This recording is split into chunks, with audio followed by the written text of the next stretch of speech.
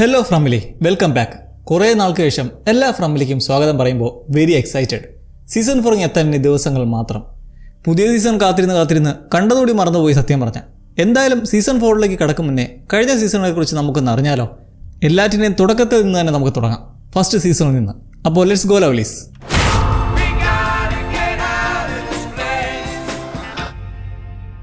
നല്ല ശാന്തമായൊരു സുന്ദര സായന. കഥ തുടങ്ങുന്നത് ഷെരീഫ് ബോയ്ഡിൻ്റെ കയ്യിലുള്ള ഒരു വലിയ ബെൽ ശബ്ദിക്കുന്നതോടെയാണ്. ആ ടൗണിലെ ഒരു നിയമപരിപാലകനാണ് ഈ ബോയ്ഡ് സ്റ്റീവൻസ്. അയാളടിക്കുന്നില്ലേ, അത് വെറുമൊരു മണിയല്ല, ആ നാട്ടുകാർക്കുള്ളൊരു മുന്നറിയിപ്പാണത്. നേരം ഇരുട്ടി തുടങ്ങിയിരിക്കുന്നു. അതുകൊണ്ട് എല്ലാവരും എത്രയും പെട്ടെന്ന് തന്നെ വീടുകളിലേക്ക് കയറി വാതിൽ അടയ്ക്കണം. അതെന്തപ്പോൾ അങ്ങനൊരു നിയമം? ടൗണിലെ ഓരോ വീടുകളും അവിടെ ഒരു ഹോട്ടലുണ്ട്, ആഹാരം കഴിക്കാൻ ആൾക്കാർ പോകുന്നത്. ആ ഡൈനറും അങ്ങനെ ഓരോന്നായി അടയ്ക്കുവാണ്. ആളുകൾ പേടിയോടെ എന്നാൽ വേഗത്തിൽ സ്വന്തം വീടുകളിലേക്ക് നടക്കുന്നു. എല്ലാവരും വീടിനുള്ളിൽ കയറിയെന്ന് ഉറപ്പുവരുത്തിയ ശേഷം ഓരോരുത്തരും തങ്ങളുടെ ഭിത്തിയിൽ തൂക്കിയിട്ടിരിക്കുന്ന ഒരു വിചിത്രമായ കല്ല്, എന്തോ തരം ചിഹ്നങ്ങൾ കൊത്തിവെച്ചിട്ടുള്ളത്, ടാലിസ്മാൻ എന്നാണ് അതിനെ വിളിക്കുന്നത്. ആ വിചിത്രമായ കല്ല് ശരിയായി തന്നെയാണോ ഇരിക്കുന്നതെന്ന് നോക്കി ഉറപ്പുവരുത്തുന്നുണ്ട്. ഈ കല്ലാണ് രാത്രിയിൽ ജനങ്ങളുടെ ഏക രക്ഷ. രക്ഷയോ? എന്തിൽ നിന്നും? നമുക്ക് നോക്കാം. ഷെരീഫ് ബോയ്ഡ് സ്ട്രീറ്റിലൂടെ നടന്ന് എല്ലാവരും സുരക്ഷിതരാണെന്ന് ഉറപ്പുവരുത്തി അയാളുടെ താമസ സ്ഥലത്തേക്ക് കയറുമ്പോൾ അവിടെ ഒരു ബോർഡ് വെച്ചിട്ടുണ്ട്. അതിൽ എഴുതിയിരിക്കുന്നത് 96 ദിവസങ്ങൾ അപകടങ്ങളൊന്നുമില്ലാതെ എന്നാണ്. എന്ത് അപകടം? അതും നമുക്കിപ്പോൾ തന്നെ അറിയാം. ടൗണിലൊരു ബാറുണ്ട്. ഫ്രാങ്ക് എന്നൊരാൾ ആ ലോക്കൽ ബാറിൽ ബോധമില്ലാതെ മദ്യപിച്ച് കിടക്കുവാണ്. ബാറുടമ കടയടച്ച് ടാലിസ്മാൻ വാതിൽ ഉറപ്പിച്ച് വീട്ടിലേക്ക് പോകുന്നു. ഈ ഫ്രാങ്കിൻ്റെ ഭാര്യ മകളും അവനെ കാത്തിരിക്കുകയാണ്. പക്ഷെ അവൻ വന്നിട്ടില്ല. രാത്രിയായതോടെ അവർ വാതിലുകളെല്ലാം ഭദ്രമായി പൂട്ടി. ഫ്രാങ്കിൻ്റെ മകൾ മേഗൻ ഉറങ്ങുന്നതിന് മുമ്പ് പ്രാർത്ഥിക്കുകയാണ്. പെട്ടെന്നാണ് അവരുടെ കിടപ്പുമുറിയുടെ ജനൽ ആരോ മുട്ടുന്നത് കേൾക്കുന്നത്. നോക്കുമ്പോൾ പുറത്തൊരു വയസ്സായ സ്ത്രീ നിൽക്കുന്നു. കണ്ടാൽ തന്നെ അമ്മൂമ്മ പോലുണ്ട്. പക്ഷെ സംസാരം കേട്ടാൽ ആൾ വേറെ ആരോ ആണെന്ന് തോന്നും. ഞാൻ നിന്റെ ഗ്രാൻമയല്ലേ, എനിക്ക് നല്ല പേടിയുണ്ട് ഇരുട്ടത്ത് പുറത്ത് നിൽക്കാൻ, ജനലൊന്ന് തുറക്കവോ എന്ന് അവർ ചോദിക്കുവാണ്. മേഘൻ്റെ അമ്മ ഇന്നലെ മുകളിലേക്ക് കയറി വരുമ്പോൾ അവൾ അവരുമായി സംസാരിക്കുന്നുണ്ട്. ജനൽ തുറക്കരുതെന്ന് നിലവിളിച്ച് പറയുന്നുണ്ടെങ്കിലും ആ രൂപത്തിൻ്റെ തന്ത്രത്തിൽ വീണുപോയ മേഘൻ ജനൽ തുറക്കുന്നു.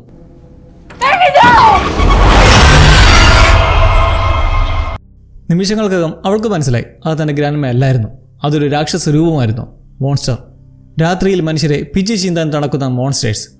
പലരെയും ഇതുപോലെ വശീകരിച്ച് കഥകോ ജനലോ തുറക്കുന്നത് അവരെ വരവേൽക്കാനുള്ളൊരു വിദ്യയാണ്. കഥ അടച്ച് ടാലിസ്മാനും തൂക്കിയിട്ടിരുന്നാൽ സേഫാണ്. എന്നാൽ ടാലിസ്മാൻ ഉണ്ടായിട്ടും ഇതുപോലെ കഥകോ ജനലോ തുറന്നാൽ അവർ അകത്തേക്ക് കയറും. പിന്നെ അവസ്ഥ അതിദാരുണമാവും. സോ ടാലിസ്മാൻ മാത്രമാണ് ആ ജനങ്ങളുടെ നിലവിലെ ഏകരക്ഷ. ആ ഒരു കല്ലാണ് രാത്രിയിൽ പുറത്തിറങ്ങുന്ന രാക്ഷസന്മാരിൽ നിന്നും അവരെ രക്ഷിക്കുന്നത്. അപകടമില്ലാതെ 96 ദിവസങ്ങൾ. കഴിഞ്ഞ 3 മാസത്തോളമായി അവിടെ ആരും കൊല്ലപ്പെട്ടിട്ടുണ്ടായിരുന്നില്ല. പക്ഷേ ഇപ്പോൾ വീണ്ടും ആ ദുരന്തം സംഭവിച്ചിരിക്കുന്നു. പിറ്റേന്ന് രാവിലെ മദ്യലഹരി മാറി ഉണരുന്ന ഫ്രാങ്ക് വീട്ടിലെത്തുമ്പോൾ കാണുന്നത് തൻ്റെ കുടുംബം ക്രൂരമായി കൊല്ലപ്പെട്ടതാണ്. അവരുടെ ശരീരങ്ങൾ ഭീകരമായി വെട്ടിമുറിച്ച നിലയിലായിരുന്നു, എല്ലും കുടലും പണ്ടൊക്കെ പുറത്തു വന്നിട്ട്. ഷെരീഫ് ബോയ്ഡ് വന്ന് ഫ്രാങ്കിനെ ആ മൃതദേഹങ്ങൾ കാണിച്ചിട്ട് ആ കടുത്ത ദേഷ്യത്തിൽ അശ്രദ്ധ മൂലം ഭാര്യ മകൾ നഷ്ടപ്പെട്ട ഫ്രാങ്കിനെ ലോക്കപ്പിലിടാൻ ബോയ്ഡ് ഉത്തരവിടുന്നു. അതേസമയം മറ്റൊരു വശത്ത് ഒരു കുടുംബം, മാത്യൂസ് ഫാമിലി, തങ്ങളുടെ RV-യിൽ യാത്ര ചെയ്യുകയാണ്. ജിം, ഭാര്യ തബീത്ത, മകൾ ജൂലി, മകൻ ഈതൻ എന്നിവരാണ് ആ വണ്ടിയിലുള്ളത്. കാട്ടിലെ മോൺസ്റ്റേഴ്സിനെ കുറിച്ചുള്ള പേടിക്കഥകൾ ജൂലി തൻ്റെ അനിയൻ ഈതന് വെറുതെ പറഞ്ഞു കൊടുത്ത് പേടിപ്പിക്കുന്നു. വെറുതെ മോനെ, മോൺസ്റ്റേഴ്സ് ഒന്നും സത്യമല്ല, അങ്ങനെയൊന്നുമില്ല എന്ന് പറഞ്ഞ് തബീത്ത മകനെ ആശ്വസിപ്പിക്കുന്നു. പെട്ടെന്നാണ് റോഡിന് കുറുകെ ഒരു വലിയ മരം വീണ് കിടക്കുന്നവർ കാണുന്നത്. വണ്ടി തിരിച്ചുവിടാൻ നോക്കുമ്പോൾ അവിടെ ഫോൺ സിഗ്നൽ ഇല്ലെന്നും അവർ മനസ്സിലാക്കുന്നു. അവർക്ക് വഴി തെറ്റിയിരിക്കുന്നു. അങ്ങനെ ചുറ്റിത്തിരിഞ്ഞ് അവർ ആ ഒരു ചെറിയ ടൗണിലെത്തുകയാണ്. അവിടെയുള്ള ചില വണ്ടികളുടെ ടയറുകളെല്ലാം പഞ്ചറായ നിലയിലാണ്. ഇതിനിടയ്ക്കായി ഷെരീഫ് ബോയ്ഡ് അവിടെയുള്ള കോളനി ഹൗസിലേക്ക് വരുന്നുണ്ട്. ഒരു വില്ല പോലെ കുറേ ആൾക്കാർ പ്രായഭേദമന്യേ ഒരുമിച്ച് താമസിക്കുന്ന ടൗണിലെ ഒരു വലിയ കെട്ടിടമാണ് കോളനി ഹൗസ്. അതിൻ്റെ ലീഡറും നോക്കി നടത്തിപ്പോക്കെ ഡോണ എന്ന സ്ത്രീയാണ്. ബോയ്ഡ് ഇവരെ പോയി കണ്ട് തൻ്റെ മകൻ എല്ലീസിനെ കാണണമെന്ന് ആവശ്യപ്പെടുമ്പോൾ മനസ്സിലായി കാണുമല്ലോ, മകനും അച്ഛനും വലിയ രസത്തിലല്ല, അതാ വെവ്വേറെ സ്ഥലത്ത് കഴിയുന്നത്. ബോയ്ഡിൻ്റെ ഭാര്യ നേരത്തെ കൊല്ലപ്പെട്ടതാണ്. അതാരുടെ കയ്യാലാണെന്ന് നമുക്ക് പോകെ അറിയാം. അങ്ങനെ തൻ്റെ മകൻ എല്ലീസിനെ കണ്ട് ഇങ്ങനൊരു മരണം വീണ്ടും നടന്നതായും മരിച്ചവർക്ക് വേണ്ടിയുള്ള ചടങ്ങിൽ പങ്കെടുക്കാനായി എല്ലീസിനെ ബോയ്ഡ് ക്ഷണിക്കുന്നു. ആ ചടങ്ങ് നടക്കുമ്പോഴാണ് മാത്യൂസ് കുടുംബത്തിൻ്റെ RV ടൗണിലേക്ക് വരുന്നത്. പുതിയ ആളുകളെ കണ്ടപ്പോൾ ടൗണിലുള്ളവർക്ക് അത്ഭുതമായിരുന്നു. തങ്ങൾ ആദ്യമേ ഇവിടെ എത്തിയപ്പോൾ അനുഭവിച്ച അതേ അവസ്ഥയിലാണ് ഇവരും എന്ന് അവർ ഓർക്കുന്നു. അതെ, ആ ടൗണിൽ ഇപ്പോൾ നിൽക്കുന്നവരെല്ലാം എത്തിയത് ഇതുപോലെ മുന്നിൽ മരം വീണത് കണ്ട് വഴിതിരിച്ച് വിട്ടപ്പോഴായിരുന്നു. ഷെരീഫ് ബോയ്ഡ് അവർക്ക് ഹൈവേയിലേക്ക് പോകാനുള്ള വഴി ചോദിക്കുന്നതിനെ തുടർന്ന് പറഞ്ഞു കൊടുക്കുന്നു. പക്ഷെ എത്ര വണ്ടി ഓടിച്ചാലും അവർ വീണ്ടും അതേ ടൗണിൽ തന്നെ തിരിച്ചെത്തുന്നു. ഇതൊരു അവസാനമില്ലാത്ത വട്ടക്കണ്ണിയാണെന്ന് അവർക്ക് മനസ്സിലാകുന്നില്ല. സർക്കിൾ പോലെ ഇങ്ങനെ കറങ്ങി നടക്കുമെന്ന് ബോയ്ഡിനും അവിടെയുള്ളവർക്കും അറിയാമെങ്കിലും പറയാത്തതിൻ്റെ കാരണം നിങ്ങളൊരു ലൂപ്പിലാണെന്നും ഈ ടൗൺ രസോപയോഗമായ ഏരിയയാണ്, ഇവിടെ മോൺസ്റ്റേഴ്സ് ഉണ്ട് എന്നൊക്കെ പറഞ്ഞ് ആരെങ്കിലും വിശ്വസിക്കൂ? ജിം അങ്ങനെ വണ്ടി ഓടിച്ച് ദേഷ്യം വന്ന് സ്പീഡിൽ പോകവേ പെട്ടെന്ന് മറ്റൊരു കാർ അവരുടെ വണ്ടിക്ക് നേരെ വരികയും ആർവി നിയന്ത്രണം വിട്ട് റോഡിൽ നിന്ന് മറിയുകയും ചെയ്യുന്നു.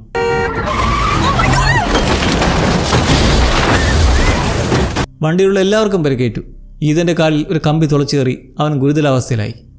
ആർവിയിലിടിച്ച കാറിലുണ്ടായിരുന്ന ഡ്രൈവർ പുറത്തിറങ്ങി ഉള്ള പരിക്കും വെച്ച് നടന്ന ടൗണിലെത്തി ഷെരീഫിനോട് കണ്ട് വിവരം പറയുന്നു. ആ കാറിൻ്റെ ബാക്ക് സീറ്റിൽ വേറൊരു പഹയനും ഇരിപ്പുണ്ടായിരുന്നു. അവനാണ് ജെയ്ഡ്. ബോയ്ഡെത്തി അവനുമായി സംസാരിച്ച് കാറിൽ തന്നെ വിലങ്ങ് വെച്ച് പൂട്ടുന്നു. എന്താ കാര്യം? ആൾക്ക് ബോധമില്ല. എന്തോ കഞ്ചാവോ മയക്കോ വരുന്ന അടിച്ച് സ്ഥലകാല ബോധമില്ലാത്ത അവസ്ഥയിലാണ് ജെയ്ഡ്. വൈകാതെ ആക്സിഡന്റ് നടന്ന സ്ഥലത്തേക്ക് ഒരു വണ്ടിയിലായി കെന്നിയും എല്ലിസും ഒപ്പം ഫാദർ കാട്രിയും ക്രിസ്റ്റിയും എത്തിച്ചേരുന്നു. ഇവരാരൊക്കെയാണെന്ന് ചോദിച്ചാൽ കെന്നി നമ്മുടെ ബോയ്ഡിനെ പോലെ തന്നെ അയാളുടെ ജൂനിയർ എന്ന് പറയുന്നൊരു കൂട്ടാളിയാണ്. ഫാദർ കാട്രി ഒരു പുരോഹിതനും. ക്രിസ്റ്റിയെ നോക്കിയാൽ അവൾ ടൗണിലേക്ക് എത്തിപ്പെടുമ്പോൾ ഒരു മെഡിക്കൽ സ്റ്റുഡൻ്റ് ആയിരുന്നു. അതുകൊണ്ട് മുറിവും സദവുമെല്ലാം അവളുടെ മേഖലയാണ്. ആർവിയിൽ ട്രാപ്ഡായ ജിമ്മിനെയും തബീത്തയും ജൂലിയെയും പുറത്തേക്ക് ഇറക്കുന്നുണ്ട്. നേരം ഇരുട്ടാൻ വെറും 40 മിനിറ്റ് മാത്രമേ ഇനി ബാക്കിയുള്ളൂ. ഈതനാണേൽ ട്രാപ്ഡാണ്. അവൻ്റെ കാല് വലിച്ചൂരി ആ മുറിവ് തുന്നിക്കിട്ടാൻ നല്ല സമയം വേണ്ടിവരും. ഇനി എന്ത് ചെയ്യുമെന്നൊരു ക്രിട്ടിക്കൽ സിറ്റുവേഷൻ. ഒരു തരത്തിൽ കുടുംബത്തെ പറഞ്ഞ് മനസ്സിലാക്കി ജിം ഇവിടെ തന്നെ നിൽക്കാമെന്ന് നിർദ്ദേശിച്ച് തബീത്തയും ജൂലിയെയും ഒപ്പം കഞ്ചാവ് ജെയ്ഡിനെയും മറ്റുള്ളവർ വിളിച്ചുകൊണ്ട് ടൗണിലേക്ക് പോകുമ്പോൾ നിലവിൽ അവിടെ ഉള്ളത് ജിമ്മിനെ കൂടാതെ ബോയ്ഡും ക്രിസ്റ്റിയും പിന്നെ ഈതനും മാത്രം. പൊതുവെ വീട്ടിലാണെങ്കിൽ ടാലിസ്മാൻ സേഫാണ്. പക്ഷേ ഇതിപ്പോൾ പുറത്താണ്. എന്താ നടക്കാൻ പോകണമെന്നറിയാതെ നല്ല പേടിയിൽ ബോയ്ഡ് ഒരു ടാലിസ്മാൻ വണ്ടിയിലായി തൂക്കുന്നു. ആ ടാലിസ്മാൻ ബോയ്ഡിൻ്റെ കയ്യിൽ എങ്ങനെ വന്നു എന്നല്ലേ? ഫ്രാങ്കിൻ്റെ വീട്ടിൽ വെച്ചെടുത്തതാണ്. കാരണം അവിടെ ഇനി അതിൻ്റെ ആവശ്യമില്ലല്ലോ. അങ്ങനെ ബാക്കിയുള്ളവർ ടൗണിലേക്ക് രക്ഷപ്പെടാൻ ശ്രമിക്കുന്നതിനിടയിൽ അവർ നേരത്തെ ജിമ്മിൻ്റെ വണ്ടി നിർത്തിക്കാൻ റോഡിൽ വെച്ചിരുന്ന ആണി തറച്ച പലക സ്വന്തം വണ്ടിക്ക് തന്നെ കയറി ടയർ പഞ്ചറാവുന്നു. രാത്രിയായതോടെ ആർവിക്ക് ചുറ്റും വിചിത്രമായ രൂപങ്ങൾ വരാൻ തുടങ്ങി. അവർ മനുഷ്യരെ പോലെയാണ് ഇരിക്കുന്നത്. പക്ഷേ അവരുടെ കണ്ണുകളിലും ചിരിയിലും ഒരു ഭീകരതയുണ്ട്. അവർ വളരെ പതുക്കെയാണ് നടക്കുന്നത് പോലും. ഇതിനിടെ ഈദിൻ്റെ സ്ഥിതി കൂടുതൽ വഷളാവുന്നു. ആർവിയുടെ വാതിലിൽ വന്ന മോൺസ്റ്റേഴ്സ് മുട്ടിയും തങ്ങൾ രക്ഷിക്കാൻ വന്നതാണ്, അകത്ത് കയറ്റുന്നൊക്കെ പറഞ്ഞ് ജിമ്മിനെ പ്രേരിപ്പിക്കുകയാണ്. പക്ഷേ ബോയ്ഡ് അവനെ തടയുന്നു. ഒരിക്കലും വാതിൽ തുറക്കതെന്ന് കർശനമായി ബലം പ്രയോഗിച്ച് പറയുന്നു. മറ്റൊരു വശത്ത് ടൗണിലെത്തി പാതി വഴിക്ക് വിട്ടുപോയ ആളുകൾ ജീവനം കൊണ്ട് കോളനി ഹൗസിലേക്ക് ഓടുവാണ്. അവർ കഥക് തുറന്നു വരുമ്പോൾ എല്ലിസിന് നല്ല വിശ്വാസമുണ്ട്. എന്നാൽ അതിനിടയിൽ ജെയ്ഡിന് വീണ് പരിക്കേറ്റുന്നു. കാരണം അവന് ബോധമില്ലല്ലോ. അവനെയും പൊക്കി തൂക്കിയെടുത്ത് അവരവിടെ എത്തുമ്പോഴേക്കും രാക്ഷസന്മാർ തൊട്ടടുത്തെത്തി കഴിഞ്ഞു. കോളനി ഹൗസിലുള്ളവർ തങ്ങളുടെ നിയമം അനുസരിച്ച് ആദ്യം വാതിൽ തുറക്കാൻ മടിക്കുന്നുണ്ടെങ്കിലും ഒടുവിൽ എല്ലാവരെയും അകത്തേക്ക് കയറ്റുന്നു. ഹൗസിലെ പ്രോട്ടോകോൾസ് വെച്ചിട്ട് പുതിയ എത്തിയിട്ടുള്ള ജൂലിയെയും തബീത്തയും അവരെ കെട്ടിയിടുകയാണ്. ഇത് പുതിയ ആൾക്കാർക്ക് ആ ടൗണിൻ്റെ സത്യാവസ്ഥയെക്കുറിച്ച് പറഞ്ഞു കൊടുക്കാനുള്ള രീതിയാണ്. മറ്റേ ലവൻ്റെ കാര്യം പറയണ്ട. ജെയ്ഡിൻ്റെ ഒരു കട്ടലിൽ കൊണ്ടുപോയി കിടത്തിയിരിക്കുകയാണ്, അതുമേ കെട്ടിയിട്ടിട്ട്. കോളനി ഹൗസിലെ ഒരു പ്രത്യേകതരം വ്യക്തിയാണ് വിക്ടർ. നല്ല പ്രായമുണ്ടെങ്കിലും കൊച്ചു പിള്ളേരെ പോലെ സ്വഭാവവും അറപ്പും.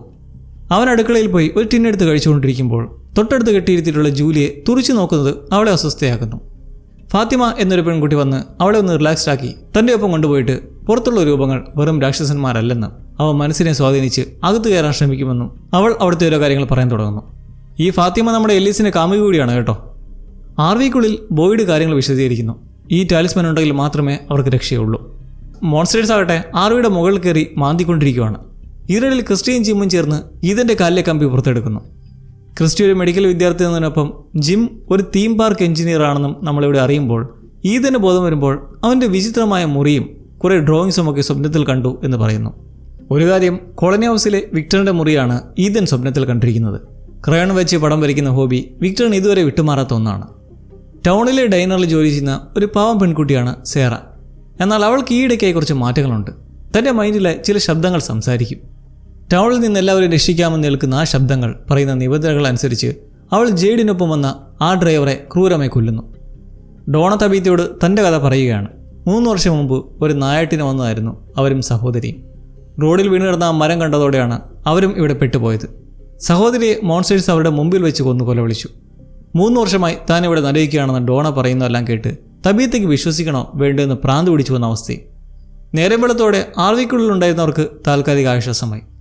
ഒപ്പം ടാലിസ്മാൻ എന്ന ആ മന്ത്രത്തേട് വീടിനുള്ളിൽ മാത്രമല്ല, മറിച്ച് ഫുൾ ക്ലോസ്ഡ് ആയിട്ടുള്ള എവിടെയും വർക്കാകുമെന്നുള്ള പുതിയ അറിവും അവർക്ക് ലഭിച്ചു.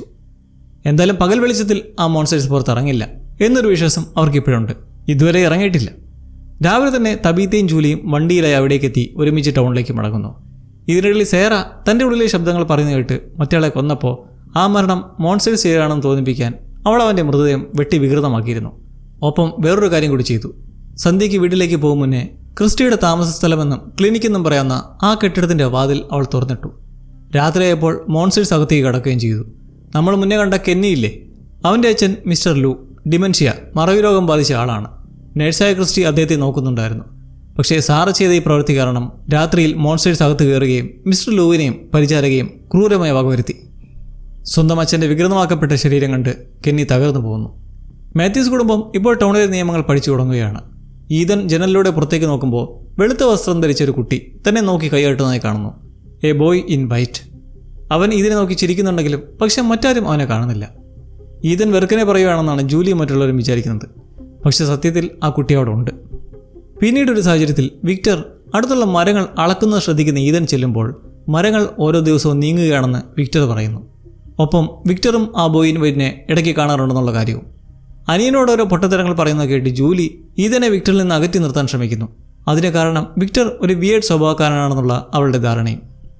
ഈ ടൗണിൽ ഒരു പ്രധാന നിയമമുണ്ട്. ഒരാളുടെ അശ്രദ്ധ കാരണം മറ്റൊരാൾ കൊല്ലപ്പെട്ടാൽ കുറ്റവാളിയെ ബോക്സിലിടും. അതായത് രാത്രിയിൽ ടാലിസ്മാൻ ഇല്ലാത്ത ഒരു മരക്കൂട്ടിൽ ആ വ്യക്തി അടച്ചിടും. മോൺസ്റ്റേഴ്സ് വന്നിട്ട് അവനെ വലിച്ചു കീറുകയും ചെയ്യും. മദ്യപിച്ച് ബോധമില്ലാതെ നടന്നുകൊണ്ട് ഭാര്യയും മകളെ നഷ്ടപ്പെട്ട ഫ്രാങ്കിനെ ബോക്സിലിടുക എന്നതാണ് ആ നിയമം കൊണ്ട് ഇപ്പോൾ നടക്കാൻ പോകുന്നത്. ജിമ്മും തബീത്ത ഈതനും ഇപ്പോൾ താമസിക്കുന്നത് നേരത്തെ കൊലപാതകം നടന്ന ഈ ഒരു വീട്ടിലാണ്. ആ വീടിൻ്റെ ഭിത്തിയിൽ ഇപ്പോഴും രക്തക്കറയുണ്ട്. ഈ ടൗണിലെ സത്യങ്ങളും നിയമങ്ങളും വെറും തമാശയല്ലെന്ന് അവർക്ക് വൈകാതെ തന്നെ മനസ്സിലാകുന്നു. ഈ പുതുതായി എത്തുന്നവർക്ക് കോളനി ഹൗസിൽ ഒരുമിച്ചുള്ള ജീവിതം വേണോ അതോ താഴെ ടൗൺ ഏരിയയിലുള്ള പല പല കെട്ടിടങ്ങളിലായി സെപ്പറേറ്റായി താമസിക്കണമെന്ന് തിരഞ്ഞെടുക്കാനുള്ള ഒരു നിയമമുണ്ട്. അതിൽ ജൂലി മാത്രം പക്ഷേ തിരഞ്ഞെടുക്കുന്നത് കോളനി ഹൗസിൽ നിൽക്കാനാണ്. അവൾക്ക് തൻ്റെ ഫാമിലിക്കുള്ള ചില അകൽച്ചകൾ ഇഷ്ടമല്ലാത്തതുകൊണ്ടാണ് അങ്ങനെ. ജിമ്മിനും താബിതയ്ക്കും മൂന്നാമതൊരു കുഞ്ഞ് ജനിച്ചിരുന്നു, തോമസ് എന്ന് പറഞ്ഞിട്ട്. പക്ഷേ ഒരു സെക്കൻഡ് അശ്രദ്ധ മൂലം ആ കുഞ്ഞ് മരിച്ചതിൻ്റെ ഷോക്കും ട്രോമയും അവർക്കുള്ളിൽ ഇപ്പോഴുണ്ട്. അതാണ് അവരുടെ അകൽച്ചയുടെ പ്രധാന കാരണം. ഇതിനിടയിൽ ജെയ്ഡ്, ആർവിയിൽ ഇടിച്ച രണ്ടാമത്തെ കാറിലുണ്ടായിരുന്ന കഞ്ചാവ് കേസ്. അവനാട്ടെ ബോധം തെളിയുന്നതും ഇതൊരു വലിയ എസ്കേപ്പ് റൂം ഗെയിമാണെന്നാണ് വിചാരിക്കുന്നത്. തൻ്റെ സുഹൃത്ത് പറ്റിക്കാൻ വാടകയ്ക്കെടുത്ത നടന്മാരാണ് ഇവരെല്ലാം എന്ന് അവൻ വിശ്വസിക്കുന്നു. അവനൊരു സൈക്കിൾ എടുത്ത് ഈ പസിൽ ഗെയിമിന് പുറത്തേക്ക് കടക്കാനുള്ള ക്ലൂവിനായി ഇറങ്ങിത്തിരിക്കുകയാണ്. ഈ ജെയ്ഡിൻ്റെ കാര്യം നോക്കിയാൽ ആൾ റിച്ചാണ്. ഒരു സോഫ്റ്റ്വെയർ കമ്പനിയൊക്കെ സ്വന്തമായുള്ള സമ്പന്നനായ ബാക്ക്ഗ്രൗണ്ടുള്ള ആളാണ്. ബോയ്ഡിൻ്റെ ഫ്രാങ്കിനെ കൊല്ലാനുള്ള ആ നിയമത്തിന് വിട്ടുകൊടുക്കാൻ താല്പര്യമില്ല. അവനെ രക്ഷപ്പെടുത്താൻ ഒരവസരം നൽകുന്നുണ്ടെങ്കിലും തൻ്റെ കുടുംബത്തോടുള്ള കുറ്റബോധം കാരണം ഫ്രാങ്ക് സ്വയം ബോക്സിൽ കയറാൻ തീരുമാനിക്കുന്നു. അങ്ങനെ രാത്രിയാകുന്നു. ഭയങ്കരമായ നിലവിളികൾ കേൾക്കുന്നു. രാവിലെ നോക്കുമ്പോൾ ഫ്രാങ്ക് വെട്ടി പൊളന്നു കിടക്കുന്നു. ആ രാക്ഷസന്മാർ അവനെ ബാക്കി വെച്ചിട്ടില്ല. കഥയിലൊരു ഫ്ലാഷ് ബാക്ക് വരുന്നുണ്ട്. വിക്ടർ കുട്ടിയായിരുന്നപ്പോഴേ എത്തിയതാണ് ഈ ടൗണിൽ. അന്ന് ടാലിസ്മാനൊന്നുമില്ല. രക്ഷയ്ക്കായി രാത്രി കഴിയാൻ ഓരോ ഒളിത്താവളങ്ങളാണുള്ളത്. ഒരു ദിവസം അങ്ങനെ ഒരു ഒളിത്താവളമായ സെല്ലാറിൽ, അതായത് അണ്ടർഗ്രൗണ്ട് നിലവറയിൽ നിന്ന് പുറത്തിറങ്ങിയപ്പോൾ അവൻ കണ്ടത് ടൗണിലെ എല്ലാവരും കൊല്ലപ്പെട്ട് കിടക്കുന്നതായിരുന്നു. എന്തോ വലിയൊന്ന് ഭീകരമായി സംഭവിച്ചു എന്നവനെന്ന് മനസ്സിലായി. അതായത് വിക്ടർ വർഷങ്ങളായി ഇവിടെ ഒറ്റയ്ക്ക് ജീവിച്ച് പലതും കണ്ട ആളാണ്. പല കാര്യങ്ങളും അറിയാം. പക്ഷേ ആരും അവൻ്റെ സ്വഭാവത്തിന് വില കൽപ്പിക്കുന്നില്ല എന്ന് മാത്രം. ജെയ്ഡ് ഇപ്പോൾ പതുക്കെ കാര്യങ്ങൾ മനസ്സിലാക്കി തുടങ്ങുന്നു. ഗെയിമെന്ന് പറഞ്ഞ് കറങ്ങി നടന്ന ഒടുക്കം കെന്നി വിളിച്ചിട്ട് അവൻ്റെ കൂടുണ്ടായിരുന്ന കാറിലെ ഡ്രൈവറുടെ ഡെഡ് ബോഡി കാട്ടി കാര്യത്തിൻ്റെ ഗൗരവം മനസ്സിലാക്കാൻ ശ്രമിച്ച് അവൻ സത്യാവസ്ഥ അറിയുമ്പോൾ ഇടയ്ക്ക് ചില വിഷൻസൊക്കെ വരുന്നുണ്ട്. അതിൽ നിലവറയിലേക്ക് എത്തുമ്പോൾ ഒരു ഡെഡ് ബോഡിയും ഒരു പട്ടാളക്കാരൻ തോക്കും ചൂണ്ടിയിട്ട് ഓട്ടിക്കുന്നതും ഒരു പ്രത്യേകതരം സിമ്പലും കാണുന്നു. കെന്നിയുടെ അമ്മയാണ് ലിയു. ടൗണിലെ ഡൈനറിലെ രുചികരം ഭക്ഷണം ഉണ്ടാക്കുന്നതും അതിൻ്റെ ചുമതലയും ഈ ലിയുവിനാണ്. നിലവിലെ ജെയ്ഡിൻ്റെ താമസമാകട്ടെ ഇവരുടെ കൂടെയും. അവൻ ഡൈനറിലിരുന്ന് ഈ അടയാളം വരച്ചു കൂട്ടുന്നത് കാണുന്ന ലിയുവിന് ഇതെവിടെയോ കണ്ടാതെ ഓർമ്മയുണ്ട്. അങ്ങനെ അവർ ഡൈനറിലെ സ്റ്റോറേജ് റൂമിൽ, അതായത് അവിടെ ഉള്ളതും ഇല്ലാത്തതുമായ ആളുകളുടെ കുറേ സാധനങ്ങൾ സൂക്ഷിച്ചിട്ടുള്ള ഒരു പ്രത്യേക മുറിയിൽ നിന്നായി പഴയ സാധനങ്ങളിൽ നിന്ന് 1972 ഒരു ഇയർ ബുക്കും ഒപ്പം ഒരു വ്യക്തിയുടെ ഡയറിയും കണ്ടെത്തുന്നു. അതിൽ ഇതേ അടയാളം തന്നെ വരച്ചു വെച്ചിട്ടുണ്ട്.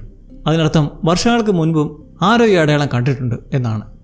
ആ ബുക്കിലുള്ള അതിൻ്റെ ഉടമസ്ഥൻ്റെ ഫോട്ടോയിലായി കുട്ടിക്കാലത്തുള്ള വിക്ടറെ ലിയോ മനസ്സിലാക്കുന്നതോടെ ജെയ്ഡ് ഈ ഡയറിയുടെ ഓണറെ കുറിച്ചറിയാൻ വിക്ടറെ തേടുന്നെങ്കിലും അവനെ കിട്ടാനേ ഇല്ല. തബീത്ത് വെറുതെ ഇരിക്കാതെ തൻ്റെ വീടിൻ്റെ ബേസ്മെൻറ്റ് കുടിക്കാൻ തുടങ്ങുന്നു. കാരണം എല്ലായിടത്തും കറണ്ടുണ്ട്. പക്ഷേ ഈ വൈദ്യുതി വരുന്നത് എവിടെ നിന്നാണെന്ന് ആർക്കും അറിയില്ല. ജിമ്മിൻ്റെ ഇതിൻ്റെ സഹായത്തോടു കൂടെ കുഴിച്ച് തുടങ്ങുന്നെങ്കിലും എന്നാൽ അവിടുത്തെ വയറുകൾക്ക് അറ്റമില്ലെന്ന് അവർ കണ്ടെത്തുന്നു. സ്വിച്ചിട്ടാൽ ബൾബ് എത്തുന്നുണ്ട്, പക്ഷെ വയർ എങ്ങോട്ടും പോകുന്നില്ല. ഈ ടൗൺ സയൻസിന് അപ്പുറമാണെന്ന് അവർക്ക് മനസ്സിലായി. അങ്ങനെ കുഴിപ്പ് തുടരവേ ഒരു ദിവസം വിക്ടർ ഈതനെ അവിടെയുള്ള കാട്ടിലേക്ക് കൊണ്ടുപോകുന്നുണ്ട്, ആരും അറിയാതെ. അവിടെ പ്രത്യേകതരൊരു മരം നടുക്ക് പൊള്ളയായി ഉള്ളിലേക്ക് കയറാൻ കഴിയുന്ന പോലെ. അതാണ് ഫാറവേ ട്രീ. ആ മരത്തിൻ്റെ പൊത്തിനകത്തേക്ക് ഒരു കല്ലിട്ടാൽ അതെവിടെയാണ് ചെന്ന് വീഴുക എന്ന് പറയാൻ പറ്റില്ല. ചിലപ്പോൾ ആകാശത്ത് നിന്ന് അവിടെ അടുത്തേക്ക് തന്നെ വീഴാം, അല്ലെങ്കിൽ മറ്റൊരു സ്ഥലത്ത്. അതായത് ആ മരത്തിലേക്ക് ഒരാൾ കയറിയാൽ അവർ വേറെ ഏതെങ്കിലും സ്ഥലത്തേക്ക് എത്തും. എന്നാൽ ചില മരങ്ങളിൽ കയറിയാലാകട്ടെ വേറെ അപകടങ്ങളുമുണ്ട്. അതെന്താണ് നമുക്ക് സീസൺ 3 എത്തുമ്പോൾ അറിയാം.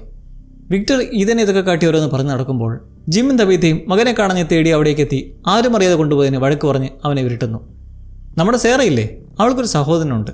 അന്ന് ആ ഡ്രൈവറെ കൊന്ന കാര്യവും ഒപ്പം ഇപ്പോൾ ആ വോയിസ് പറയുന്നത് ഈദനെ കൊല്ലാനാണ്. അവനെ കൊന്നാൽ എല്ലാവർക്കും രക്ഷപ്പെടാമെന്ന് വോയിസ് പറഞ്ഞ കാര്യം സേറ അവനോട് പറഞ്ഞിരുന്നു. എന്നാൽ സഹോദരൻ അത് മനസ്സിൽ താങ്ങാൻ വയ്യാതെ ഫാദർ കാതിരിയോട് വന്ന് കുമ്പസരിച്ചതും അദ്ദേഹത്തിനത് ഞെട്ടലായിരുന്നു. ഇന്നേരം ഈദനുമായി അവിടെയുള്ള തൊഴുത്തിലേക്ക് സേറ കൊല്ലാൻ കൊണ്ടുപോയതറിഞ്ഞ് ഇരുവരും പാഞ്ഞപ്പോൾ തടയാൻ ശ്രമിച്ച സഹോദരൻ്റെ കഴുത്തിൽ അബദ്ധവശാൽ കത്തിയേറി അവൻ മരണപ്പെട്ടപ്പോൾ കാതിരി എന്ത് ചെയ്തു? അവളെ കൊണ്ടുപോയി ആരും അറിയാതെ തൻ്റെ പള്ളി വീടിൻ്റെ ബേസ്മെൻറ്റിലേക്ക് എത്തിച്ച് കെട്ടിയിട്ടു. എന്നിട്ട് സേറ രക്ഷപ്പെട്ടു കാട്ടിലേക്ക് പോയതായും മറ്റുള്ളവരോട് നുണ പറഞ്ഞു. ഇതിൻ്റെ ഉദ്ദേശം അവളുടെ ആ വോയിസിനെ കുറിച്ചുള്ള കാര്യങ്ങൾ കൂടുതൽ അറിയാനായിരുന്നു. ആ വോയിസിന് പല കാര്യങ്ങളും അറിയാമെന്ന് കാത്രിക്ക് മനസ്സിലായി. എങ്ങനെയെന്നാൽ ഈ ഫാദർ ടൗണിലേക്ക് വന്ന ആ സമയത്ത് ദുരൂഹമായി അയാളുടെ ചോരക്കര നിറഞ്ഞ വസ്ത്രം കുഴിച്ചു മൂടിയിരുന്നു. അതിന് കുറേ നാൾക്ക് ശേഷം എത്തിയ സേറ ഇതേക്കുറിച്ച് അവളുടെ മനസ്സിലെ വോയിസ് പറഞ്ഞതായി അറിയിച്ചപ്പോൾ അന്ന് വൈകുന്നേരം സേറ തന്നോടൊപ്പം ആണെന്നും അവളിലൂടെ ചിലപ്പോൾ നമുക്ക് രക്ഷപ്പെടാൻ കഴിയുമെന്നും ഒപ്പം ഈ ചോരക്കറ രഹസ്യത്തെക്കുറിച്ചും പറയാൻ ബോയ്ഡിനടുത്തേക്കെത്തി. താൻ ഇവിടെ എത്തുന്നതിന് മുമ്പ് ഒരു നിയന്ത്രണം വിട്ട സാഹചര്യത്തിൽ ഒരാളെ കൊന്നിട്ടുണ്ടെന്ന് അദ്ദേഹം സമ്മതിക്കുന്നു. ആ ശപിക്കപ്പെട്ട രാത്രിയിൽ ദൈവത്തിൻ്റെ ഉൾവിളിയിൽ തന്നോട് ഈ വഴി വരാൻ പറഞ്ഞു. അങ്ങനെ ഒടുക്കം മരം വീണ് കിടക്കുന്നത് കണ്ടു ഇവിടേക്ക് എത്തപ്പെട്ടു. സാറ കേൾക്കുന്ന വോയിസ് ഒരു രക്ഷാമാർഗമാണെന്ന് അയാൾ വിശ്വസിച്ചിരുന്നു. ടൗണിലെ കാര്യങ്ങൾ ഇങ്ങനെ പോകുമ്പോഴാണ് കോളനി ഹൗസിൽ ഇതേ രാത്രി തന്നെ ഫാത്തിമയുടെ 1ാം വാർഷികം ആഘോഷിക്കാൻ തീരുമാനിക്കുന്നത്. അവൾ ആ ടൗണിലെത്തിയിട്ട് 1 വർഷം തികയുന്നു. അവിടെ ഉള്ളവർക്ക് ഇതൊരു വലിയ കാര്യമാണ്. കാരണം അത്രയും കാലം അവിടെ ജീവനോടെ ഇരിക്കുക എന്നത് ഒരു വലിയ ഭാഗ്യമല്ലേ. എല്ലാവരും ആഘോഷത്തിൻ്റെ മൂഡിലായിരിക്കുമ്പോഴാണ് ഏറ്റവും വലിയൊരു വിഡിത്തം. കെവിൻ എന്നൊരുത്തൻ മോൺസ്റ്ററിൽ ഒരുവളായ ജാസ്മിനെ പ്രണയിച്ചിരുന്നു. അവരങ്ങനെ ഓരോ രാത്രിയും അടുത്ത് ഒടുവിൽ താനൊന്നും ചെയ്യില്ലെന്ന് പറഞ്ഞങ്ങനെ ജനലിലൂടെ അവനകത്തേക്ക് കയറ്റിയതും ആദ്യം അവനെ തന്നെ കീറി മുറിച്ചു. പിന്നെ അവളുണ്ടായത് ഒരു കൂട്ടക്കൊല തന്നെയായിരുന്നു. നിമിഷങ്ങൾക്കകം ഒരു കൂട്ടം രാക്ഷസന്മാർ കോളനി ഹൗസിലേക്ക് ഇരച്ചു കയറി. അവിടെയുള്ളവരെല്ലാം അവർ വേട്ടയാടാൻ തുടങ്ങി. ജൂലി അവിടെ കുടുങ്ങിപ്പോയപ്പോൾ പക്ഷേ വിക്ടർ അവളെ സഹായിക്കുന്നു. എങ്ങനെ? കാട്ടിലേക്ക് ഒരു ഫാറവേ ട്രീയുടെ അടുത്തേക്ക് കൊണ്ടുപോയി അതിനുള്ളിലേക്ക് ചാടാൻ പറയുന്നു. പേടിച്ചുറച്ച് ജൂലി ആ മരത്തിൻ്റെ പൊത്തിനകത്ത് ചാടുമ്പോൾ ചെന്ന് വീഴുന്നത് ടൗണിലെ ആ പഴയ സെല്ലറിലേക്കും. നിലവറ. കോളനി ഹൗസിൽ രക്തച്ചൊരിച്ചിൽ നടക്കുകയാണ്. എല്ലീസും ഫാത്തിമയും ഒരു ചെറിയ മുറിക്കുള്ളിൽ കയറി കഥകളെല്ലാം അടച്ച് ടാലിസ്മാൻ തൂക്കി രക്ഷപ്പെടുന്നു. ഷെരീഫ് ബോയ്ഡും ഫാദർ കാറ്ററിയും മറ്റേ കാര്യങ്ങൾ സംസാരിച്ചിരിക്കുകയാണ് വാനുകൾ പാഞ്ഞെത്തുന്നത്. ആളുകളെ രക്ഷപ്പെടുത്തി അകത്തേക്ക് കയറ്റുന്നതിനിടയിൽ അപ്രതീക്ഷിതമായി ഒരു മോൺസ്റ്റർ ഫാദർ കാറ്ററിയുടെ കഴുത്ത് വെട്ടിപ്പൊളിക്കുന്നു. ബോയ്ഡിൻ്റെ കൈകൾ കിടന്ന് പ്രാർത്ഥനകൾ ചൊല്ലിക്കൊണ്ട് അദ്ദേഹം മരിക്കുന്ന വളരെ ഇമോഷണൽ ആയിട്ടുള്ളൊരു മൊമെൻറ്റ്. ആ ടൗണിലെ വലിയൊരു താങ്ങായിരുന്നു ഫാദർ കാറ്ററി. പിറ്റേന്നായപ്പോഴേ കോളനി ഹൗസിലെ 14 പേരുടെ ജീവനാണ് പൊലിഞ്ഞത്. ജൂലി നിലവറയിൽ നിന്നിറങ്ങി വീട്ടിലേക്ക് എത്തപ്പെടുകയും ചെയ്തു. എന്നാൽ വിക്ടർ മിസ്സിംഗ് ആയിരുന്നു. സിമ്മലിൻ്റെ രഹസ്യമറിയാൻ ജെയ്ഡ് വിക്ടറെ തേടുന്നത് തുടർന്നുകൊണ്ടേയിരുന്നു. ഫാദർ കാറ്ററിയുടെ മരണം ബോയ്ഡിനെ വല്ലാതെ തളർത്തി. ഒപ്പം തനിക്കുള്ളിലെ പാർക്കിൻസൺസ് രോഗം, കൈകൾ വിറയ്ക്കുന്ന അസുഖം കൂടി വരുന്നതായും ബോയ്ഡ് തിരിച്ചറിഞ്ഞു. താൻ ഇല്ലാതായാൽ ഈ ടൗണിനെ ആര് രക്ഷിക്കും എന്ന പേടി അദ്ദേഹത്തെ എപ്പോഴും അലട്ടിയിരുന്നു. അതുകൊണ്ട് ഈ സ്ഥലത്തിനൊരു അവസാനം കാണാൻ അദ്ദേഹം തീരുമാനിക്കുകയാണ്. അതും ഫാദർ കാറ്ററി പറഞ്ഞ കാര്യങ്ങളുടെ അടിസ്ഥാനത്തിൽ. കാടിൻ്റെ ഉൾപ്രദേശത്തേക്ക് ഇതുവരെ പോയിട്ടില്ലാത്ത ദൂരം കടന്നു പോകാനാണ് തീരുമാനം. ടാലിസ്മാൻ വീടിനകത്ത് മാത്രമല്ല ഏത് ക്ലോസ്ഡായ സ്പേസിലും അത് ടെൻറ്റിലായാൽ പോലും വർക്ക് ചെയ്യുമെന്ന് RV സംഭവത്തോടെ മനസ്സിലാക്കിയിട്ടുണ്ട്. ഇതിനിടയിൽ ബോയ്ഡിൻ്റെ ഒരു ഫ്ലാഷ് ബാക്ക് വരുന്നുണ്ട്. അയാളൊരു മിലിറ്ററിക്കാരനായിരുന്നു. റിട്ടയർഡായി തൻ്റെ ഭാര്യ ആബി, മകൻ എല്ലിസ് എന്നിവർക്കൊപ്പം ഒരു പുതിയ സ്ഥലത്തേക്ക് യാത്ര ചെയ്യുമ്പോഴാണ് മരം വീണ് കിടക്കുന്നതുകൊണ്ട് ഇവിടെ പെട്ടുപോയത്. ബോയ്ഡിൻ്റെ ഭാര്യ ആബിക്ക് മാനസിക നില തെറ്റുകയും ഇതെല്ലാം ഒരു സ്വപ്നമാണെന്നും എല്ലാവരും മരിച്ചാൽ മാത്രമേ ഈ സ്വപ്നത്തിൽ നിന്ന് ഉണരാൻ പറ്റൂ എന്നും അവൾ വിശ്വസിച്ചു. ആബി അങ്ങനെ ടൗണിലെ ആളുകളെ വെടിവെച്ച് കൊല്ലാൻ തുടങ്ങിയപ്പോൾ സ്വന്തം മകനെ രക്ഷിക്കാൻ വേണ്ടി ബോയ്ഡിന് ആബിയെ വെടിവെച്ച് കൊല്ലേണ്ടി വന്നു. ആ വലിയ വിഷയം ഉള്ളിലൊതുക്കിയാണ് ബോയ്ഡ് ജീവിക്കുന്നത്. എല്ലിസിൻ്റെ അച്ഛനോടുള്ള നീരസത്തിന് കാരണം അതാണ്. ടൗണിൽപ്പെട്ട ശേഷം ആബിക്ക് മാനസികമായി പല മാറ്റങ്ങൾ ഉണ്ടാകുന്നതിനെക്കുറിച്ച് പലതവണ എല്ലിസ് ബോയ്ഡിനോട് പറഞ്ഞ് ഒരുമിച്ചിരിക്കാൻ പറഞ്ഞതാണ്. പക്ഷേ ബോയ്ഡിൻ്റെ ചിന്ത വേറെയായിരുന്നു. അയാൾ ഓരോ ബുദ്ധി ഉപയോഗിച്ച് അവിടമായി പൊരുത്തപ്പെട്ട് എങ്ങനെ രക്ഷപ്പെടാമെന്നുള്ള ശ്രമം നടത്തി. കാട്ടിലെ കോഴികളും ആടുകളും ഒക്കെ വിചിത്രമായി അലയുന്നത് കണ്ടെത്തിയതും ബോയ്ഡായിരുന്നു. ഇവർ വരുന്നതിന് മുന്നേ അവരെ അവിടെയുള്ള നിലവറ പോലെ അണ്ടർഗ്രൗണ്ടായ കുറേ ബങ്കറുകൾ പോലത്തെ സ്ഥലങ്ങളായിരുന്നു മോൺസ്റ്ററുകൾ പിടിക്കാതിരിക്കാൻ രാത്രി കഴിച്ചു കൂട്ടിയത്. ബോയ്ഡ് അങ്ങനെ കാട്ടിൽ പോയി ഒരു ദിവസം വഴിതെറ്റിപ്പോയി. അങ്ങനെ എങ്ങോട്ടെന്നറിയാതെ നടന്നലഞ്ഞ് രാത്രിയായപ്പോൾ മോൺസ്റ്റേഴ്സ് വീഴുന്ന കണ്ട് തരിച്ചു നിൽക്കെ ഒരു ഗുഹയിലേക്ക് വീണു. പക്ഷേ പിശാചുകൾ അടുത്തുവരെ വന്ന് ഒന്നും ചെയ്യാതെ തിരിച്ചു പോയതിൽ അതിശയിച്ച ഈ ബോയ്ഡാണ് അവിടെ കുറേ ടാലിസ്മാൻ കണ്ടെത്തുന്നതും അത് രക്ഷാകവചമാണെന്നറിഞ്ഞ് പിറ്റേ ദിവസം തന്നെ ടൗണിലേക്ക് കൊണ്ടുവരുന്നത്. അന്നായിരുന്നു ആബിക്ക് മാനസിക നില തെറ്റി ആക്രമണം നടത്തിയതും തൻ്റെ മകന് നേരെ തോക്ക് ചൂണ്ടി അവരെ വെടിവെച്ച് കൊല്ലേണ്ടി വന്നത്. അന്നു മുതൽ അവിടെയുള്ള ജനങ്ങൾക്കെല്ലാം ടാലിസ്മാൻ ഒരു വലിയ അനുഗ്രഹമായി തീർന്നു. എന്തായാലും പ്രസൻറ്റിൽ ബോയ്ഡ് ഇപ്പോൾ സാറയും കൂട്ടിയാണ് കാട്ടിലേക്ക് പോകുന്നത്. കാറ്ററിയുടെ വീടിൻ്റെ ബേസ്മെൻറ്റിലേക്ക് എത്തി ഒരു കൊലയാളി എന്ന പോലെ തന്നെ രൂക്ഷമായി സംസാരിച്ച് സേറയെ ആദ്യമേ ആരും കാണാതെ കാട്ടിലെ ഒരു കൊച്ചു ക്യാബിലായി നിർത്തി. അന്ന് തന്നെ അയാൾ തീരുമാനമെടുത്ത് എല്ലിസിനോട് ചെന്ന് വൈകാരികമായി ഇനി തിരിച്ചു വന്നില്ലെങ്കിൽ എന്ന പോലെ യാത്ര പറഞ്ഞ് സജ്ജീകരണങ്ങളുമായി കാട്ടിലേക്ക് നടന്നപ്പോൾ മകനും പിറകെ വന്ന് ഇമോഷണലായി അവർ വീണ്ടും അടുത്തു. സേറയെ കണ്ടിഞ്ഞിട്ട് എല്ലീസിനോട് താനെല്ലാം പോയി വന്നിട്ട് പറയാമെന്നും ഇതാരും അറിയരുതെന്നും പറഞ്ഞ് യാത്രയായി. അങ്ങനെ കുറേ നടന്ന് അവരൊരു മരത്തിൽ തൂക്കിയിട്ടിരിക്കുന്ന 100 കണക്കിന് കുപ്പികൾ കണ്ടെത്തി. ആ കുപ്പികൾക്കുള്ളിൽ ചെറിയ കുറിപ്പുകളുണ്ട്. അതിലൊന്നെടുത്തു വെച്ച് നോക്കിയതിൽ 1864 എന്നെഴുതിയിരിക്കുന്നതായി കണ്ടു. ഇത് സംഭവം വർഷമാണോ അല്ലെങ്കിൽ മറ്റെന്തെങ്കിലും ആണോ എന്ന സംശയത്തിൽ ഒതുങ്ങിയപ്പോൾ ഇതിനിടയ്ക്ക് സാറയുടെ മൈൻഡിൽ വീണ്ടും ശബ്ദം കേൾക്കുന്നു. മിസ്റ്റർ ഫിഷ് ആൻഡ് ലോവ്സിനോട് പറയുക, എനിക്ക് പറ്റിയത് അബദ്ധമായിരുന്നു എന്നൊരു പെണ്ണിൻ്റെ ശബ്ദം പറഞ്ഞതായി സേറ അറിയിച്ചപ്പോൾ ബോയ്ഡ് ഞെട്ടിപ്പോകുന്നു. കാരണം തൻ്റെ മിലിറ്ററി നിക്നെയിമാണ് ഫിഷ് ആൻഡ് ലോവ്സ്. എല്ലീസിനും ഭാര്യ ആബിക്കും മാത്രം അറിയാവുന്ന വിളിപ്പേരായിരുന്നു അത്. ഇനി മരിച്ചുപോയ ആബിയുടെ സന്ദേശമാണോ ഇതെന്ന് സേറ സംശയിച്ചപ്പോൾ ഈ ടൗണിനെ കൺട്രോൾ ചെയ്യുന്ന ശക്തികൾക്ക് തൻ്റെ ഭൂതകാലം അറിയാമെന്ന് ബോയ്ഡ് മനസ്സിലാക്കുന്നു. തുടർന്ന് ആ രാത്രി ടെൻ്റടിച്ച് കിടക്കെ ഒരു സംഭവം നടക്കുവാണ്. ഏതൊരു അദൃശ്യ ശക്തി ആ ടെൻ്റ് ഇളക്കി മറിച്ച് പൊക്കിയെടുത്ത് വേറൊരു പ്രദേശത്തേക്ക് കൊണ്ടുവയ്ക്കുന്നു. ഒരുതരം മരത്തിന് ജീവൻ വെച്ച് അതെടുത്തുകൊണ്ട് പോകുന്ന പോലെ. അങ്ങനെ പേടിച്ചതിൽ ടാലിസ്മാനം പിടിച്ചിരിക്കെ ഒരുതരം കപ്പലിൻ്റെ ഹോണും നല്ല രീതിക്ക് പ്രകാശം കറങ്ങടിച്ച് പോകുന്നതായും ശ്രദ്ധയിൽപ്പെട്ടെങ്കിലും രാത്രി ആയതുകൊണ്ട് അങ്ങനെ തന്നെ അനങ്ങാതിരുന്നു. പിറ്റേന്ന് സൂര്യൻ ഉദിച്ചെന്ന് ഉറപ്പ് വന്ന ശേഷം പുറത്തേക്കിറങ്ങി നോക്കിയപ്പോൾ എവിടെയാണെന്ന് പോലും പിടിയിട്ടാതെ അവർ നടന്ന് ഒരു ചെലന്തി വല കൂട്ടത്തിനിടയിലേക്ക് പെട്ടു. അവിടെ ആരോ വിളിക്കുന്ന പോലെ തോന്നി ബോയ്ഡ് പോയപ്പോൾ ആബിയുടെ ഒരു വിഷനായിരുന്നു എന്ന് തിരിച്ചറിഞ്ഞപ്പോഴേക്കും വൈകിപ്പോയി. കുറേ ചിലന്തികൾ ബോയ്ഡിൻ്റെ മേത്തേക്ക് കയറി അതിൻ്റെ കടിയും കൊണ്ടത് മെച്ചം. ആ പ്രകാശവും ശബ്ദം കേട്ട ദിശയിലേക്ക് പോകാൻ തീരുമാനിച്ച് നടന്നെങ്കിലും വൈകാതെ വിഷമുള്ളിൽ കയറി അയാളും അവശനായി വീണു പോകുന്ന സാഹചര്യം. ടൗണിലുള്ളവർ ഇതേ സമയം റേഡിയോ ടവർ നിർമ്മിക്കാനുള്ള തിരക്കിലാണ്. വന്ന സമയത്ത് ജെയ്ഡ് പുറത്തേക്ക് കടക്കാനുള്ള വഴിക്കായി ജിമ്മിനെ വെച്ചൊരു പരീക്ഷണം നടത്തിയിരുന്നു. ഒരു മരത്തിൻ്റെ മുകളിൽ കയറി നിന്ന് സിഗ്നൽ കിട്ടുമോ നോക്കിയപ്പോൾ അത്ഭുതകരമായി അവർക്ക് സ്റ്റാറ്റിക് സിഗ്നൽ കിട്ടി. എന്നാൽ ഉയരമില്ലാത്തത് മൂലം വീക്കായിരുന്നു. അങ്ങനെ ഇരിക്കുകയാണ് കോളനി ഹൗസിൽ ആ കൂട്ടക്കല സംഭവം നടക്കുന്നതും അവിടെയുള്ളവരെല്ലാം തൽക്കാലത്തേക്ക് ടൗണിലുള്ളവരുടെ വീട്ടിലേക്ക് അഡ്ജസ്റ്റ് ചെയ്യാൻ തുടങ്ങുന്നതും. പ്രദേശത്തെ ഏറ്റവും ഉയരം കൂടിയ പോയിന്റ് കോളനി ഹൗസ് ആയതിനാൽ അവർ അതിന് മുകളിലാണ് റേഡിയോ ടവർ നിർമ്മിക്കുന്നത്. ജിമ്മും ജെയ്ഡും ചേർന്നാണ് ഇതിന് നേതൃത്വം നൽകുന്നത്. കാറുകളിലേക്ക് കിട്ടാവുന്ന ബാറ്ററികളെല്ലാം യോജിപ്പിച്ചും വീടുകളിലെയും മറ്റും വയറുകളെല്ലാം കളക്ട് ചെയ്തും അവിടെ ഒരു വലിയ ആൻറ്റിന കോളനി ഹൗസിന് മുകളിൽ സ്ഥാപിക്കുന്നു. എങ്ങനെയെങ്കിലും പുറംലോകവുമായി ബന്ധപ്പെടാൻ കഴിയുമെന്ന പ്രതീക്ഷയിലാണ് എല്ലാവരും. ഇന്നലെ തബീത്ത ഇടയ്ക്കൊന്ന് വന്ന് ജിമ്മിൻ്റെ കാര്യം നോക്കിയിട്ട് നേരെ വീട്ടിലേക്ക് പോയി ബേസ്മെൻറ്റിലേക്ക് ഒഴിക്കുന്നത് തുടർന്നുകൊണ്ടേയിരിക്കുകയാണ്. കാട്ടിലാകട്ടെ വിഷബാധയേറ്റ് ബോയ്ഡ് ഒട്ടും വയ്യാതെ സാറയോട് പോകാൻ പറഞ്ഞ് ടൗണിലുള്ളവരെ കണ്ട സംഭവങ്ങളൊക്കെ അറിയിക്കാൻ തെളിവിടാൻ ശ്രമിക്കുന്നതിനിടയിൽ അവർ വീണ്ടും ആ ഒരു വലിയ ഹോൺ ശബ്ദം കേൾക്കുന്നു. ആ പെരുമഴയത്ത് ചെന്ന് നോക്കുമ്പോൾ അവിടെയായി ഒരു ലൈറ്റ് ഹൗസും. പെട്ടെന്ന് ആ പേമാരിയും കൊടുങ്കാറ്റും കൂടുന്നതോടെ അവരാകെ ആശയക്കുഴപ്പത്തിലായി നിൽക്കെ സേറയുടെ മുന്നിലേക്ക് ആദ്യമായി പ്രത്യക്ഷപ്പെടുകയാണ് മുന്നേ വിക്ടറിൻ്റെയും ഈദൻ്റെയും മുന്നിൽ പ്രത്യക്ഷപ്പെട്ട ബോയ് ഇൻ വൈറ്റ്. ചെക്കൻ അവളോട് തൊട്ടടുത്തുള്ള ഫാറവേ ട്രീ ചൂണ്ടിക്കാട്ടി അതിലേക്ക് കയറി രക്ഷപ്പെടാൻ പറയുന്നതിനെ തുടർന്ന് അവൾ ബോയ്ഡിനെ ആ ഒരു വൃക്ഷത്തിൻ്റെ പൊത്തിനകത്തേക്ക് കയറ്റുന്നു, താൻ പിറകെ ഉണ്ടെന്ന് പറഞ്ഞിട്ട്. എന്നാൽ ബോയ്ഡ് ചെന്ന് എത്തുന്നാകട്ടെ ഒറ്റയ്ക്ക് ഒരു ഇരുണ്ട കിണറിന് സമാനമായ സ്ഥലത്തും ഒന്ന് വിരിയാൻ പോലും പറ്റാത്ത അത്രയും ഇടുങ്ങിയ ശ്വാസം മുട്ടിപ്പോകുന്ന കിണറ്റിൽ ബോയ്ഡ് പെട്ടുപോകുമ്പോൾ അവിടെ ഇനി ബോയ്ഡ് കാണാൻ പോകുന്നത് ഒരു വൃദ്ധനെ ചങ്ങലയിൽ തളച്ചിട്ട നിലയിലായിരിക്കും. അത് പക്ഷേ അടുത്ത സീസണിലാണ്. റേഡിയോ ടവർ സെറ്റാക്കി ഓൺ ചെയ്ത് അത് പ്രവർത്തിക്കുന്നതും എല്ലാവരും ആഹ്ലാദത്തോടെ നിന്ന് ജിം ഓരോ സിഗ്നൽ ചെക്ക് ചെയ്ത് നിൽക്കെ ആ ഒരു പേമാരിയും കൊടുങ്കാറ്റും അവിടേക്കും വന്നുകൊണ്ടിരിക്കുന്നത് ശ്രദ്ധിക്കുന്നു. തൽക്കാലത്തേക്ക് നിർത്തിവെക്കാൻ ഡോണ പറഞ്ഞങ്ങനെ നിൽക്കുകയാണ് ഒരു സിഗ്നൽ കിട്ടുന്നത്. ജിം റേഡിയോയുടെ സഹായം ചോദിക്കുമ്പോൾ അപ്പുറത്ത് നിന്ന് ഒരു പുരുഷ ശബ്ദം കേൾക്കുന്നു. പക്ഷേ ശബ്ദം അവരെ സഹായിക്കാനായിരുന്നില്ല എത്തിയത്. ആ ജ്ഞാതൻ ഇങ്ങോട്ടേക്ക് ചോദിക്കുകയാണ്, ഇത് ജിമ്മാണോ? ജിം മാത്യൂസ്. ഡോണയും ഇത് കേട്ട് ഞെട്ടിത്തെറിച്ച് നിൽക്കെ ആ ശബ്ദം ഒരു കാര്യം കൂടി ജിമ്മിനോട് പറയുന്നു, നിന്റെ ഭാര്യ ബേസ്മെൻറ്റിൽ ഒരിക്കലും ആ കുഴി ഒഴിക്കാൻ പാടില്ലായിരുന്നു ജിം.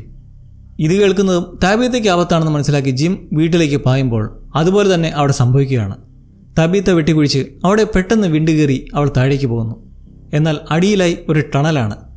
അവിടെ പെട്ടു നിൽക്കെ അതിശയിപ്പിക്കുന്നൊരു കാര്യം, അന്ന് കോളനി ഹൗസ് മസാക്കർ സമയത്ത് ജൂലിയ ഫാറവേ ട്രീയിലേക്ക് തള്ളിവിട്ട ശേഷം എവിടെ പോയെന്ന് ആരും അറിയാതിരുന്ന വിക്ടർ അതാ തബീത്തയുടെ മുന്നിൽ. അവൻ തബിയോടായി പറയുന്നത് അവരെ ഇവിടെ വെച്ച് കാണുമെന്ന് തന്നോട് ആരോ പറഞ്ഞിരുന്നതായും ഇവിടെ സേഫല്ല, മോൺസ്റ്റേഴ്സ് പകൽ വിശ്രമിക്കുന്നത് ഇവിടെയാണെന്നും അവർ വരച്ച ചിത്രങ്ങളാണ് ചുറ്റുമുള്ളതെന്നും കാട്ടിക്കൊടുക്കുന്നു. ആ ചിത്രങ്ങളുടെ എല്ലാം അർത്ഥം നമ്മൾ സീസൺ 3 അറിയും. അങ്ങനെ വിക്ടർ തബീത്തയും കൂട്ടി ടണലിലൂടെ പോകുമ്പോൾ ജിം ഓടി വന്ന് കാണുന്നത് ബേസ്മെൻറ്റ് തകർന്നു നിൽക്കുന്ന കാഴ്ചയും.